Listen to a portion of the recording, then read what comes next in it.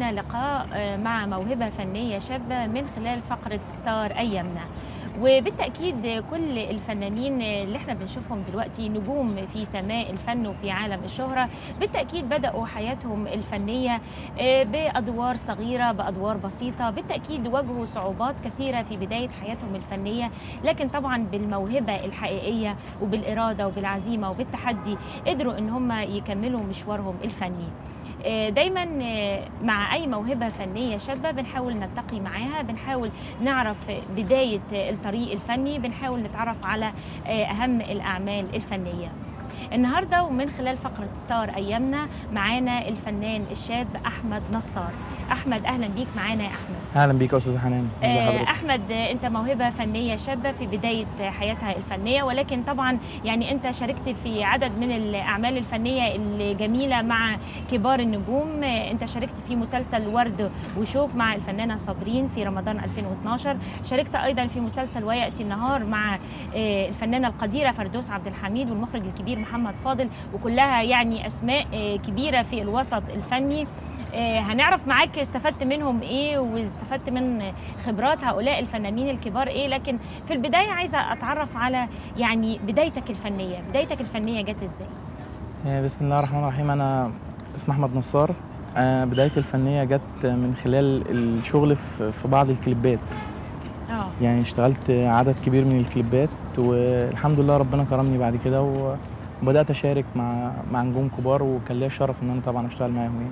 يعني كانت البداية في كليبات كموديل يعني موديل في كليبات معينة مع مطربين ومطربات طبعا. نجحت في هذه الكليبات الحمد لله، وكان أدائك كويس، فشافك مخرجين وبدأوا إن هم يطلبوك في بعض المسلسلات. الحمد لله يعني تقريبا أكتر حد اشتغل كليبات كموديل كان أحمد نصار يعني. طيب أول مسلسل شاركت فيه يا أحمد كان إيه؟ مسلسل إيه؟ كان قاتل بلا أجر. قاتل بلا أجر كان الأستاذ فاروق فيشاوي وأستاذ حسين فهمي. كان إخراج المخرجة المتميزة طبعا مسلسل معروف، أستاذ رباب حسين. طيب كلمنا كده عن دورك في المسلسل ده وأديته إزاي، ومشاركتك ليه كانت إزاي، ومشاركتك في هذا المسلسل؟ أنا كنت عامل صحفي. الصحفي المختص بجريمة القتل اللي عملها الأستاذ حسين فهمي واتهم فيها الأستاذ فاروق فيشاوي. فأنا كنت دايما أو معظم مشاهدي كانت مع الأستاذ فاروق فيشاوي، بما إنه كان رئيس كان النائب العام، فأنا كنت الصحفي اللي بيحقق في القضية، وكان كل مشاهدي مع الأستاذ فاروق فيشاوي. ده كان يعتبر يعني أول مشاركة ليك في مسلسل تلفزيوني؟ كانت أول مشاركة بمساحة كبيرة.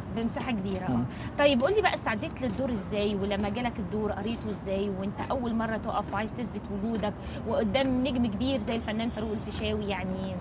والله وأنا اللي رشحني كان المخرج المنفذ بتاع العمل، وكان الأستاذ سامي بشرى، وكان شافني في حاجه وقال لي انت ان شاء الله ليك معايا حاجه في المسلسل. ورحت اتعرفت على الاستاذ رباب حسين وخدت الورق وقريت وحفظته، والحمد لله ربنا كرمني وعملته كويس يعني. واديت الدور بشكل جيد. طيب كلمني عن مسلسل ورد وشوك برضو مع الفنانه القديره صابرين. يعني ورد وشوك مع الاستاذ صابرين كان من اهم المحطات تقريبا في حياتي. كانت مساحه الدور برضو هي مش كبيره قوي، بس كنت عامل بلطجي في المسلسل. فكان الموضوع ازاي يبقى حد بالشكل ده يعمل بلطجي، فهو ده كان التحدي بالنسبه لي. الحمد لله ربنا كرمه وعملته برضه كويس يعني. قول لي يا احمد، هل انت مثلا عايز تبقى ليك يعني بصمه في نوعيه معينه من الادوار، زي في كتير من الفنانين بيبقوا معروفين باداء دور معين او بيتميزوا بادائهم مثلا في منطقه معينه او في مساحه فنيه معينه؟ هل انت عايز كده، ولا عايز تبقى في تنوع في الادوار، تقدم ادوار كتيره، ادوار الخير، ادوار الشر، ادوار مثلا رجل الاعمال، دور البلطجي، يعني عايز تبقى متنوع في ادائك لادوار مختلفه؟ هو الطبيعي ان الممثل لازم يبقى متنوع في ادواره، بس انا الفتره اللي فاتت كنت محصور في دور الشر قوي، يعني في دور الشر اكتر. وكان حتى في معظم الكليبات اللي انا عملتها كنت دايما شرير وخاين وحد رخم يعني. لكن اكيد لازم الممثل يبقى متنوع، يعني الممثل يعمل اي حاجه. عايز تبقى في تنوع في الادوار اللي طبعا انت بتأديها، مش عايز تحصر نفسك في منطقه معينه. لا طبعا اكيد لازم يبقى في تنوع يعني. طيب نتكلم برضو عن عمل تاني جميل شاركت فيه، وهو مسلسل ويأتي النهار مع المخرج القدير محمد فاضل. قول لي استفدت منه ايه اهم التوجيهات اللي كان بيقولها لك وكان بيركز عليها دايما؟ بص يا استاذ محمد فاضل ده طبعا ده مدرسه حقيقي بجد. صحيح فعلا مدرسه. الواحد مهما اتعلم هو يعني هو حاجه لوحده كده يعني.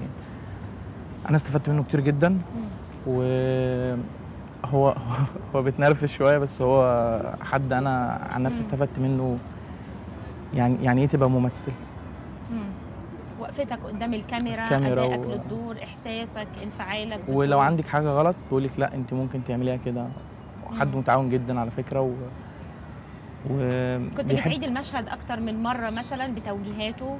طبعا. بصي هو كل الناس بتغلط اكيد. لا ما فيش مشكله، كل الناس بتغلط، بس الكمال لله وحده يا احمد. وزي ما قلت في البدايه يعني اي فنان كبير، اي اسم لامع من اللي احنا بنشوفهم دلوقتي بنسمع عنهم، بالتاكيد بداوا مشوارهم الفني بادوار صغيره، بادوار بسيطه، كان في توجيهات كتيره بتتقال لهم، وكان في نصائح كتيره لغايه ما وصلوا لهذه المكانه. يعني ما حدش بيصل بسهوله يعني. الحمد لله. فهو لا هو بيحب يوجه جدا، ولو انت عامله حاجه مش مظبوطه بيعيد، وما عندوش مانع انه يقف جنبك ويساعدك. ربنا يديله الصحه. طبعا والله من وقوفك في هذا العمل الفني طبعا. اللي هو من اخراج محمد كان فاضل. بالنسبه لي برضو نقله. ربنا يديله الصحه يا رب يعني. لا استفدت كتير من استاذ محمد يعني. هل في حاجه انت بتعملها دلوقتي يا احمد ولا لسه في انتظار؟ والله حاليا انا يعني بعمل فيلم روائي طويل اسمه المشروع. بطولة استاذة مادلين طبر، واخراج الاستاذ سامح فارس. ومعانا نجوم شابة كتير جدا في العمل ده. كويس. وبعمل حاجة تاني اسمها نزلة السمان، فيلم برضه روائي طويل، اخراج استاذ صفاء عايدي، مخرج عراقي، مخرج من المخرجين المتميزين جدا. كويس. معانا الاستاذ احمد بدير، ومعانا الاستاذ عايده رياض، ومعانا نور نبيل الهجرسي، ومعانا الاستاذ وليد طه، ومجموعه شباب يعني كلها وجوه جديده. اسماء لمجموعه من الفنانين اللي فعلا ليهم خبره في المجال الفني يعني. طبعا الاستاذ احمد بدير والاستاذ عايده رياض قيمه كبيره في الوسط الفني. بس هو الفيلم ده خاصه يعني غالب عليه وجود الشباب، الوجوه الشابه، الوجوه الجديده. طيب جميل يا احمد. يعني ما شاء الله انت بتشارك في مجموعه من الاعمال الفنيه. عايز اعرف يعني هل في عقبات معينه بتواجهك او في صعوبات بتواجهك بالنسبه ان انت لسه موهبه فنيه في بدايه طريقها الفني؟ طبعا. زي ايه بقى؟ زي حاجات كتير يعني نذكر منها بعض المشاكل يعني اللي بتواجهك. طبعا احنا بنتكلم بصراحه بقى. هو الوسط ده كله علاقات. لو ما فيش علاقات مش هتشتغل يعني. بس هو ده الموضوع. حتى لو انت عندك الموهبه وما فيش علاقات مش هتشتغل. يعني بيعتمد اكتر على العلاقات اللي بينك مثلا وبين ممثلين او بين مخرجين او بين منتجين او بين اصحاب شركات فنيه، اكتر من الموهبه الحقيقيه فعلا يعني. ده اللي انت تقصده يعني. هو ده اللي انا اقصده. طب يمكن انت يعني ان شاء الله مع الوقت هتكون علاقات طيبه مع الزملاء من الوسط الفني، وتحاول ان انت تشارك في اكتر من عمل فني يعني. ربنا يكرم.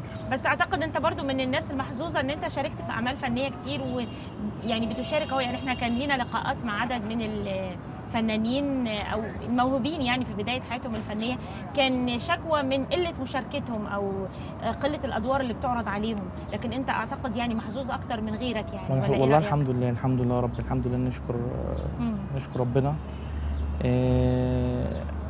طول ما الواحد عنده هدف فاكيد ربنا هيكرمه يعني.